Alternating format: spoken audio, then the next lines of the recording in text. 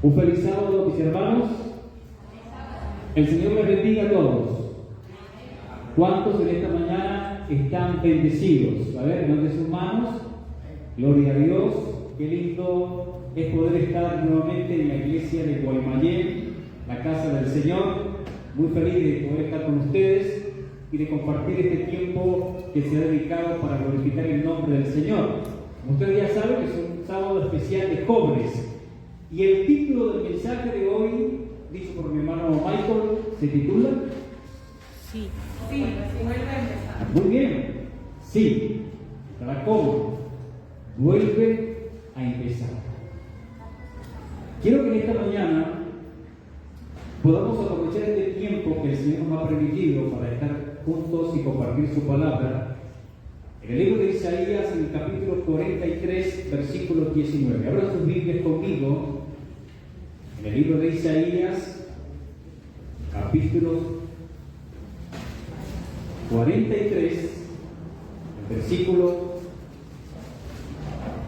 19. Vamos a leer la palabra del Señor.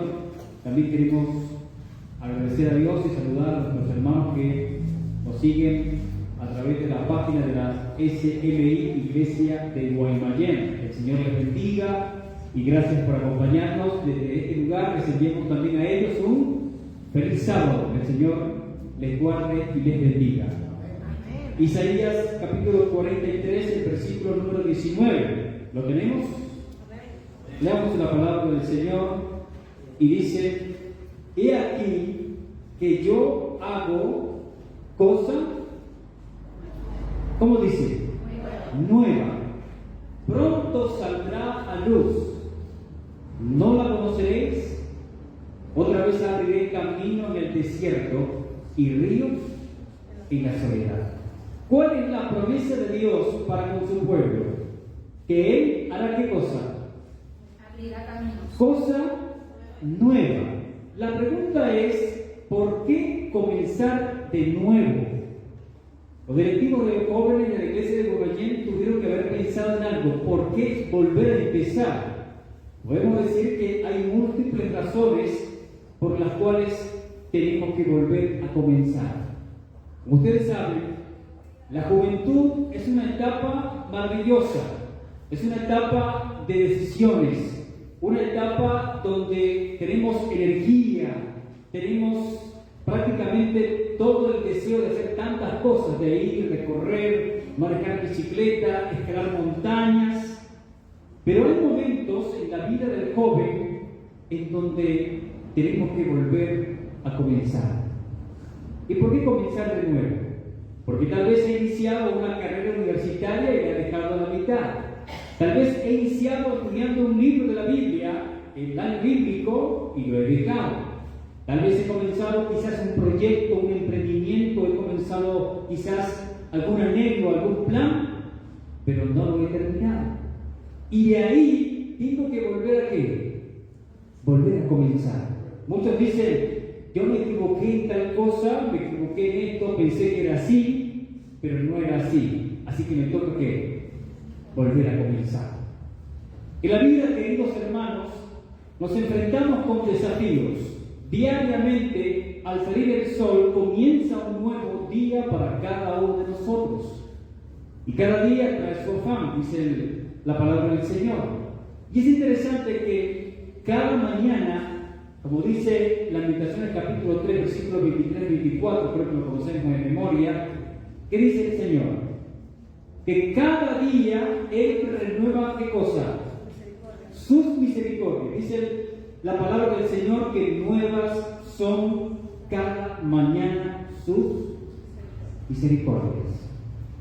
Lo que quiere decir que cada día que comienza es un nuevo comienzo.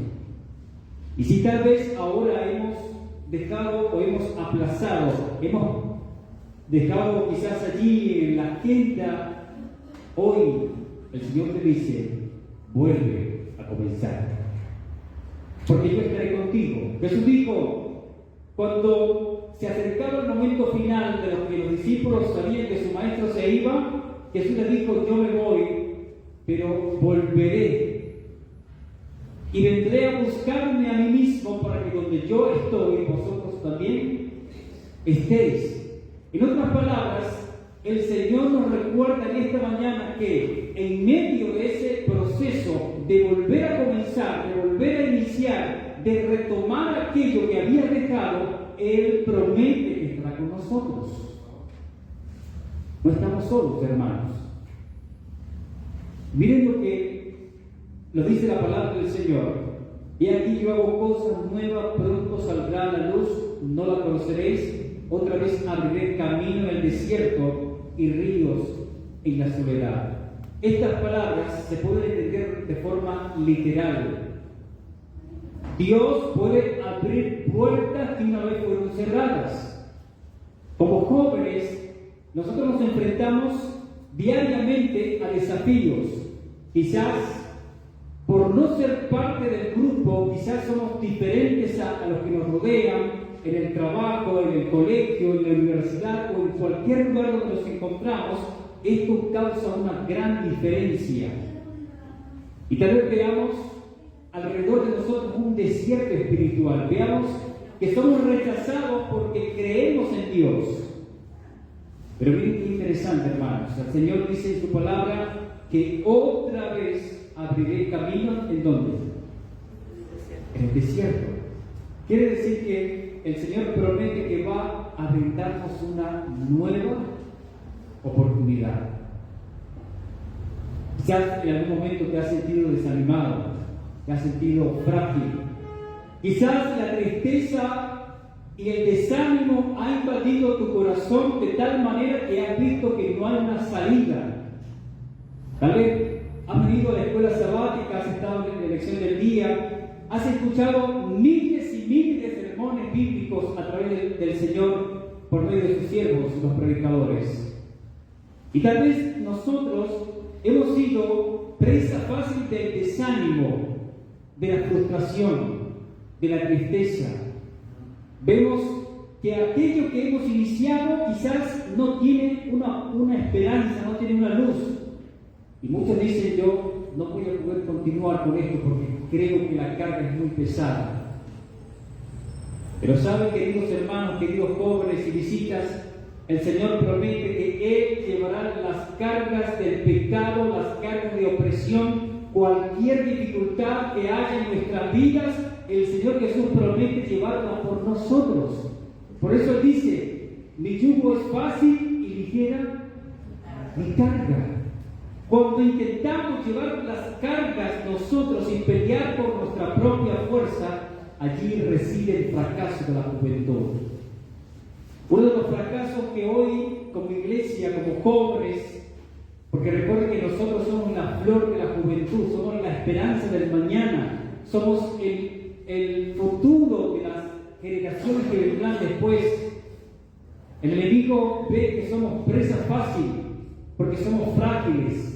Tenemos la fuerza, tenemos la habilidad, tenemos todo el talento para servir a Dios.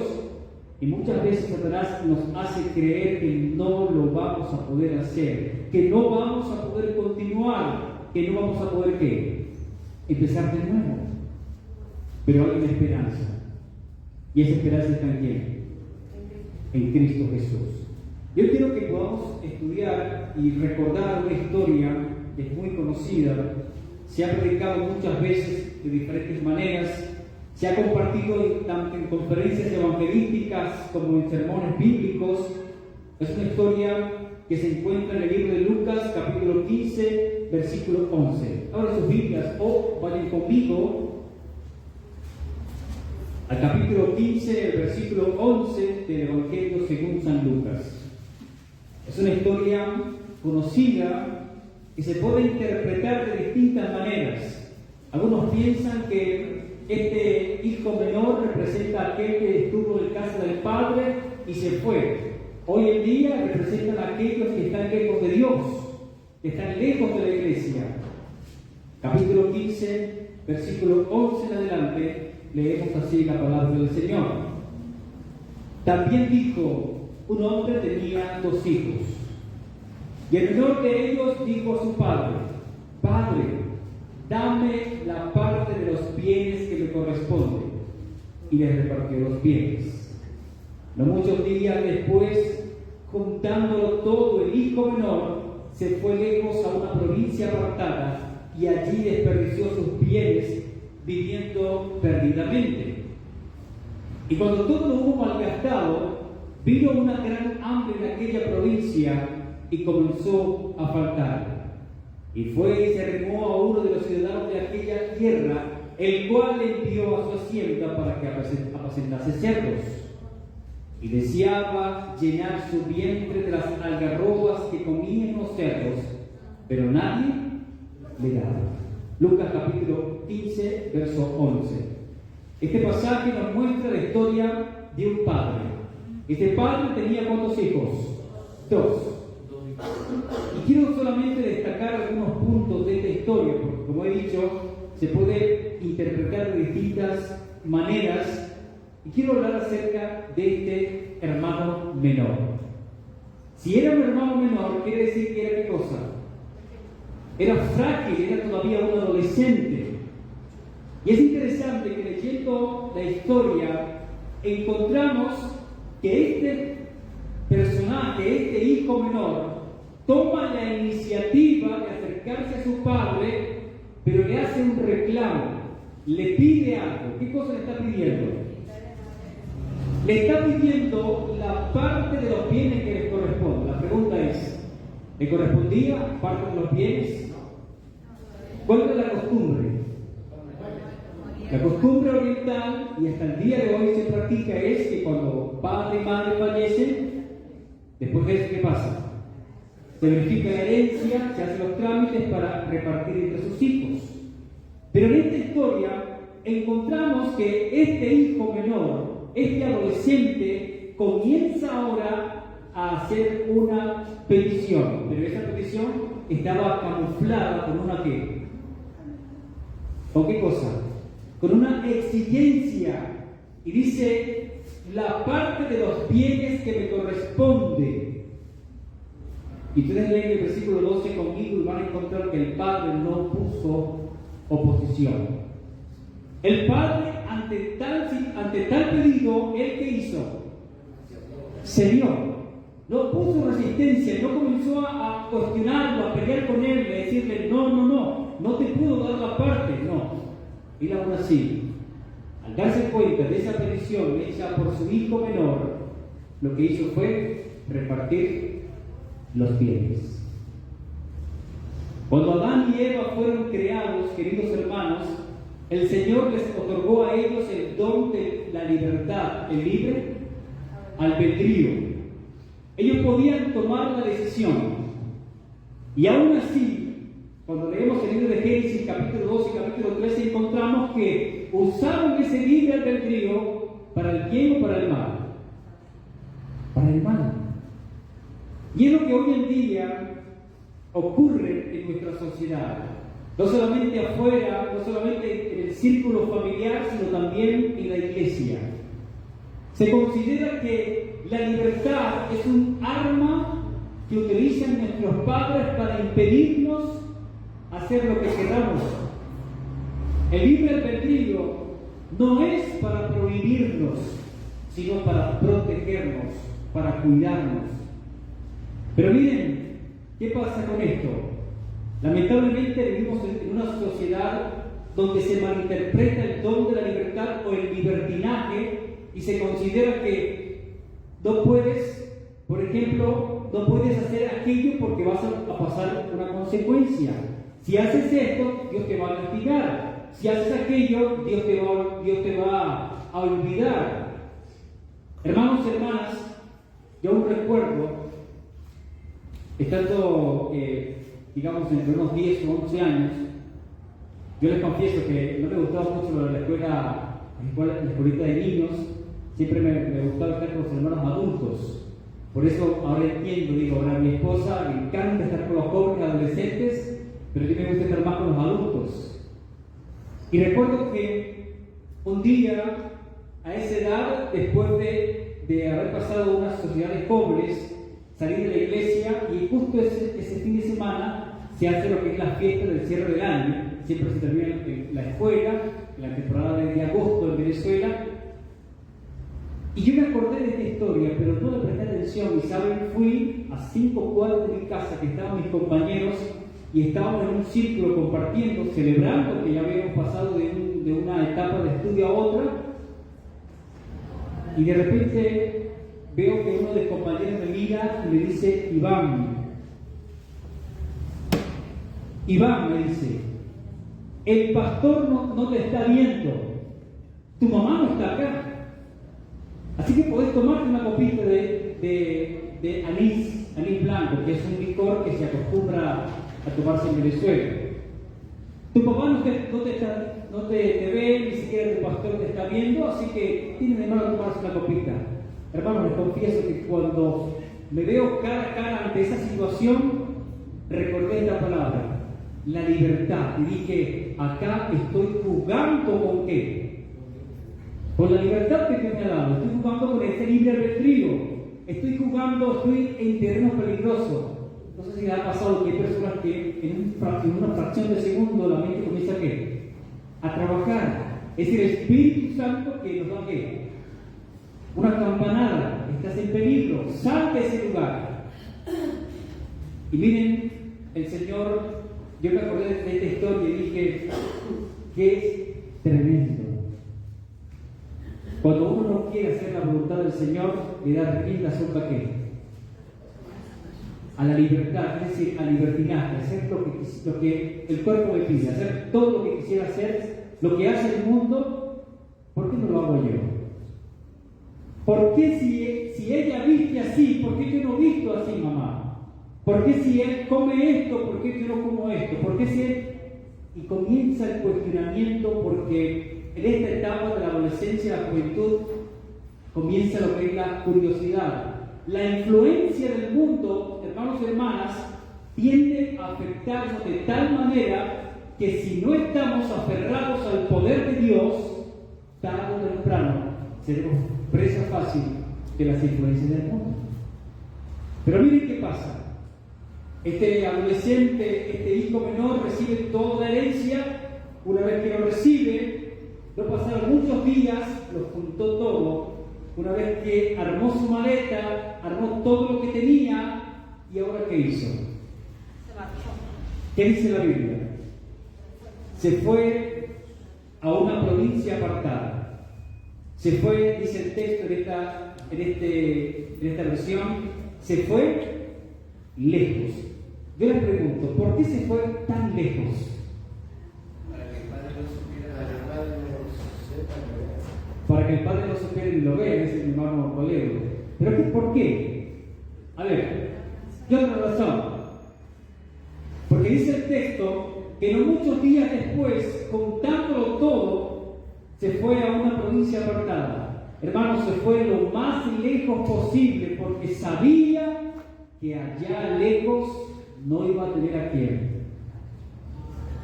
No iba a tener a quién, a su padre. Ni nadie que lo conociera. ¿Podía gozar de su libertad? Claro que sí. Ahora soy libre. Tengo dinero, tengo libertad, puedo hacer lo que quiera, me voy lejos. Y dice la Biblia, y allí despilfarró o desperdició sus bienes, viviendo de qué forma? Viviendo perdidamente. Por esta razón, el enemigo, hermanos, trabaja especialmente en la juventud. ¿Por qué razón? Porque somos frágiles. Aún la juventud está en proceso de madurez.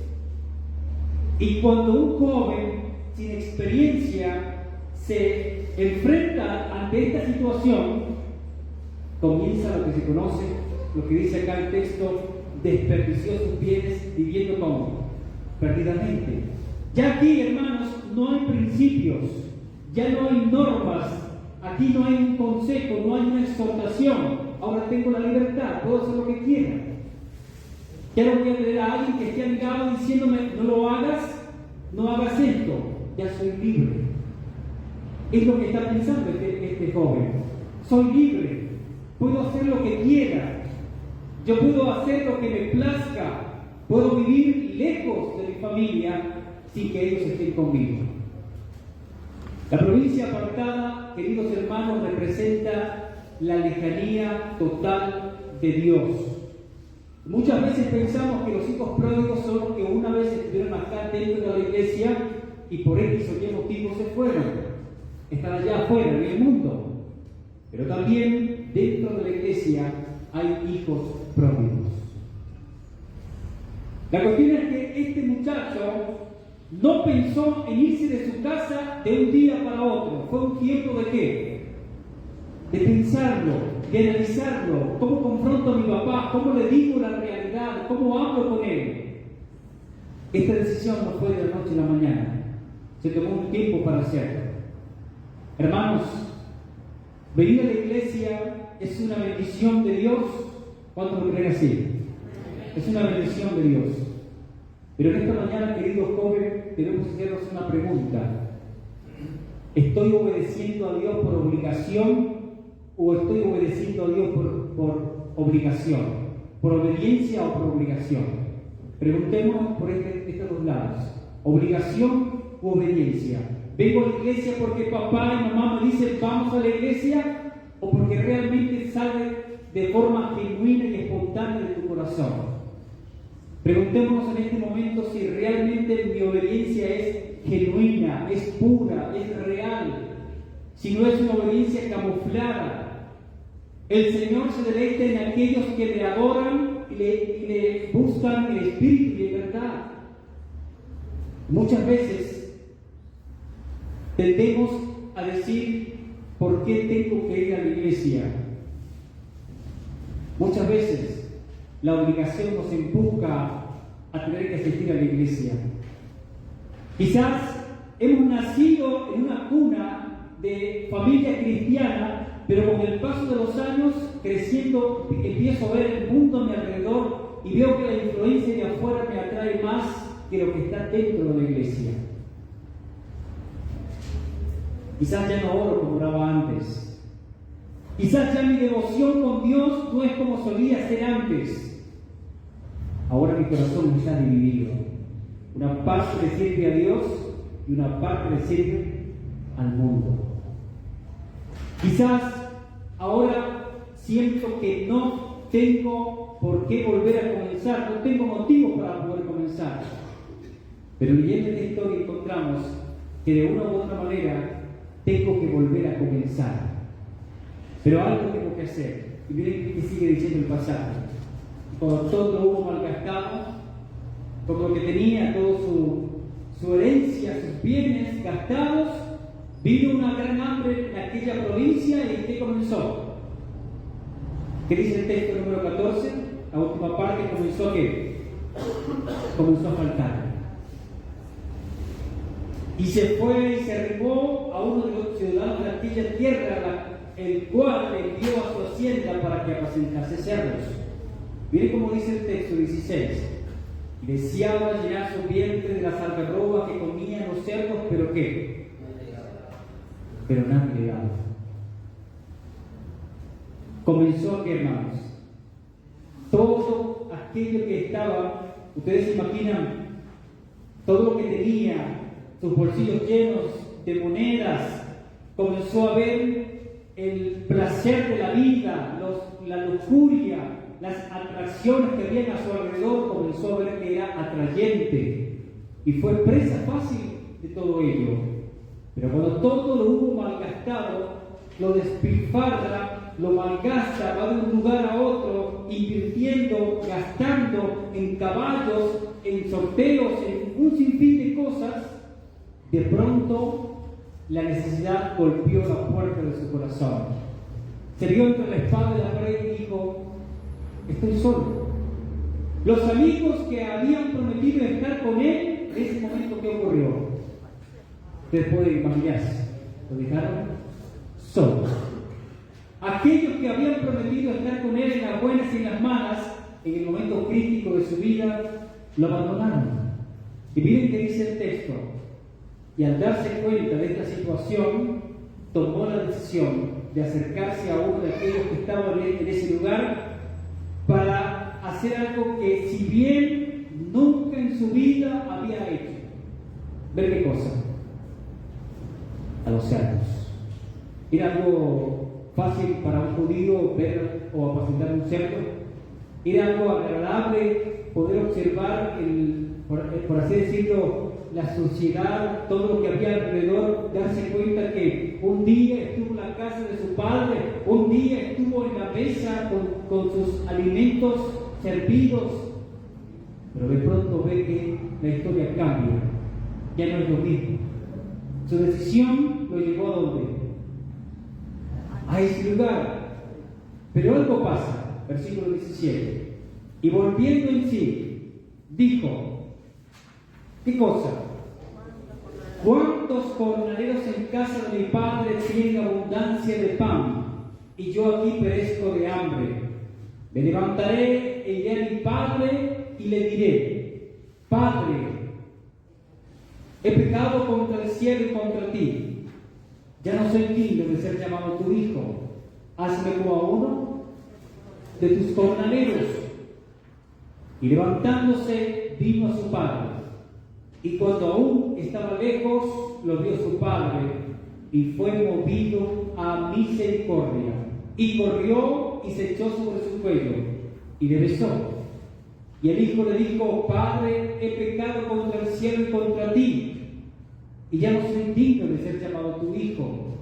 Pero el padre dijo a sus siervos, sacad el mejor vestido y vestidle, y poned una niña en su mano y calzado en sus pies, y traed el becerro gordo y matadlo, y comamos y hagamos fiesta, porque mi hijo muerto era y ha revivido, se había perdido y es hallado. Y comenzaron a regocijarse. Hermanos, esta es una historia que nos muestra sin duda alguna la obra del Espíritu Santo en el corazón del ser humano. Ese lodo ceremoso del pecado representa la inmundicia que carcome la vida del ser humano, el pecado que separa al hombre con Dios. Vemos acá a un joven que, volviendo en sí, ¿qué significa volver en sí? Su conciencia, que antes había estado cauterizada por el pecado, ahora comienza a ver la otra cara de la moneda, comienza a darse cuenta de que había perdido grandes oportunidades mientras estaba en la casa de su padre. Y en el momento crucial de su vida, de repente su conciencia se despertó. Les pregunto, ¿era tarde o aún había esperanza? Había esperanza. Por eso él menciona, dice, ¿cuántos jornaleros en casa de mi padre tienen abundancia de pan? Y yo aquí perezco de hambre. No puede ser. No puede ser que yo siga en esta misma situación. Aquí, mis amados hermanos, este joven tomó una decisión. Y no solamente tomó la decisión, no solamente permitió que Dios obrara en su vida, sino que la Biblia menciona que hizo algo que tú y yo tenemos que hacer. ¿Cuántos mensajes hemos escuchado y se nos hace un llamado a levantarnos, a venir ante la presencia de Dios? Una cosa es aceptar el llamado y otra cosa es entregar nuestra vida completa al Señor. Este personaje no solamente tomó una decisión, sino que se levantó. Y al levantarse, dice la Biblia, dice, e iré a mi padre y le diré, Padre, he pecado contra el cielo y contra ti. Acá, mis amados, vemos el reconocimiento de haberle fallado a Dios. Pero la pregunta sería, ¿he reconocido la gran necesidad que tengo de Dios sobre mi vida? Es la pregunta que debemos hacernos en esta mañana. ¿He reconocido cuán importante es Dios para mi vida? ¿He reconocido en este tiempo realmente qué lugar ocupa Dios en el trono de mi corazón? ¿El primero, el segundo, el tercer lugar? Amados, ¿qué lugar ocupa Dios en tu corazón? ¿Qué prioridades hay en tu vida acerca de la búsqueda de Dios? Muchas veces Dios permite que las personas entren en problemas porque Él sabe que en ese momento se van a lograr de qué? De Él. Muchos tratan a Dios como un abogado, solamente acuden a Él por qué cosa, problemas. Cuando nosotros, amados hermanos, reconocemos nuestra condición y vamos tal como estamos a la presencia del Señor, a la cruz del Calvario por fe, podemos darnos cuenta de que Pablo en una oportunidad dijo: miserable de mí. Y este es el reconocimiento que tenemos que hacer nosotros, darnos cuenta que por nuestra propia fuerza no lo podemos lograr. Aquí radica el fracaso de muchos de nuestros jóvenes: querer hacer su propia voluntad, querer seguir sus propios caminos, querer hacer lo que su cuerpo le pide, lo que su mente le pide, querer hacer las cosas que realmente son porque soy joven, tengo que hacerlo, tengo que cumplirlo. Pero al final viene ¿qué cosa? El fracaso. Al final vienen los lamentos. Si yo hubiese escuchado el consejo de papá y mamá, si hubiese escuchado el consejo del anciano, del pastor, hoy mi vida sería diferente. Pero miren qué interesante, dice la Biblia, dijo: ya no soy digno de ser llamado tu hijo. Está diciendo su padre que no lo reciba como hijo, sino que lo reciba como ¿quién? Como un siervo más de su casa. Pero yo me imagino a este padre todas las mañanas parado en la colina más alta de aquella hacienda, mirando hacia el horizonte con la esperanza de ver volver a quién, a su hijo. Yo me imagino a este padre con la esperanza de poder divisar a lo lejos aquel que un día estuvo en su mesa y que por su mala decisión se fue de casa. Pero este padre no había perdido la esperanza. Sabía que en cualquier momento este hijo menor iba a volver a su casa. Y la Biblia dice que cuando este se levantó, vino a su padre, la Biblia nos menciona que fue movido ¿a qué? A misericordia. Y dice el texto: y corrió y se echó sobre su cuello. ¿Y qué más hizo? Y lo besó. Hermanos, a este padre no le importó la condición en la que se encontraba este joven. No le importó si sus uñas estaban crecidas, si el cabello estaba crecido, si estaba hediondo por los tiempos que había pasado fuera de casa. Aquel padre no le importó si realmente venía sin un brazo, sin una pierna, no le importó su parte física. Aquel padre lo que más le importaba, lo que más anhelaba en su corazón, era volver a reencontrarse con quién, con su hijo. Este padre no había perdido la esperanza, sabía que en cualquier momento, tarde o temprano, su hijo iba a ¿qué? Iba a volver. ¿Y qué hizo cuando lo vio? Lo abrazó. ¿Y qué más hizo? Se echó sobre su cuello y le besó. Acto seguido, después que esto ocurre, este hijo le dice a su padre: papá, he pecado contra el cielo y contra ti, ya no soy digno de ser llamado tu hijo. Nuevamente vemos acá que el padre, en vez de reprochar, en vez de exhortar, en vez de amonestarle, lo que hizo fue celebrar. Hay gozo en el cielo por un alma que se arrepiente. Hermanos y hermanas, en esta mañana quiero decirles que cuán importante es entender que el Señor quiere que realmente volvamos a empezar de nuevo, pero no bajo mis normas y bajo mis principios, no bajo lo que yo quiero hacer, sino bajo lo que Dios tiene escrito en su santa palabra. Volver a empezar fue lo que este joven experimentó, porque él se encontró lejos de casa y se dio cuenta en un momento y dijo: yo ya no quiero vivir esta vida. No puede ser que en la casa de mi padre haya tanta abundancia de alimentos y yo acá pereciendo de hambre. Es lo que Dios quiere para tu vida. Es lo que realmente Dios desea con cada uno de nosotros. Que nos demos cuenta de la realidad en la que vivimos actualmente. ¿En qué condición me encuentro ahora delante de la presencia del Señor? Tal vez vengo a la iglesia, Sí. Tal vez participo de programas de la iglesia. Sí. Pero como dije hace un minuto, la pregunta es: ¿qué lugar ocupa Dios en el trono de tu corazón? ¿Qué lugar ocupa Dios en tu corazón? La pregunta. Acá me encuentro con un joven que, si bien fue golpeado por la vida por sus malas decisiones, pero ahora está volviendo. Y cuando él vuelve, viene con la certeza de que su papá le va a dar ¿qué cosa? ¿Una qué? Una segunda oportunidad. Cuando este joven vuelve a casa, sabe que su papá lo va a recibir, porque sabe que su padre es un padre misericordioso. La Biblia dice en San Juan capítulo 3, versículo 16: porque de tal manera amó Dios a ¿quién? Al mundo, que ha dado a su único Hijo, para que todo aquel que en él cree no se pierda, mas tenga ¿qué cosa? Vida eterna.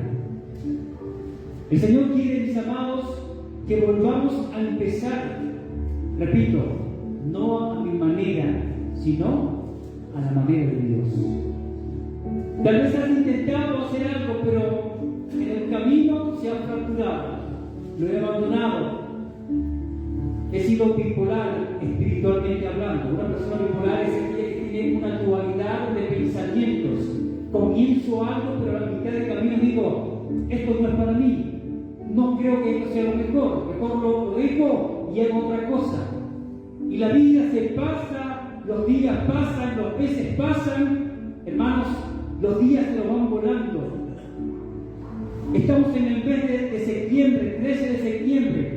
Y siempre decimos el 31 de diciembre, cuando celebramos el programa de cierre de año, decimos: el otro año, Señor, te voy a servir. El otro año sí voy a comenzar los estudios del principio de fe. ¿Ha pasado? Que esperamos el 31 de diciembre para ver que se va el día y comienza un nuevo año. La Biblia dice: si hoy escuchas la voz de Dios, no endurezcáis vuestro corazón. El apóstol Pablo dice: el tiempo aceptable te he oído y el día de salvación te he socorrido. He aquí ahora el día aceptable, he aquí ahora el día de salvación. El mañana es incierto, mis hermanos. Muchas veces pensamos en lo que va a pasar el día de mañana. Nos olvidamos de que el hoy Dios nos entrega y nos dice: hijo mío, toma la decisión de caminar conmigo. ¿Cuántos quieren caminar con Jesús? Pero este joven sabía que al volver a casa de su padre lo iba a recibir. Yo te pregunto en esta mañana: ¿eres digno de estar en la presencia del Padre Celestial? Tal vez alguien dice, me decía un joven: hermano Iván, usted no se imagina cuántas cosas he hecho yo en mi vida. Voy a la iglesia y siento que soy la misma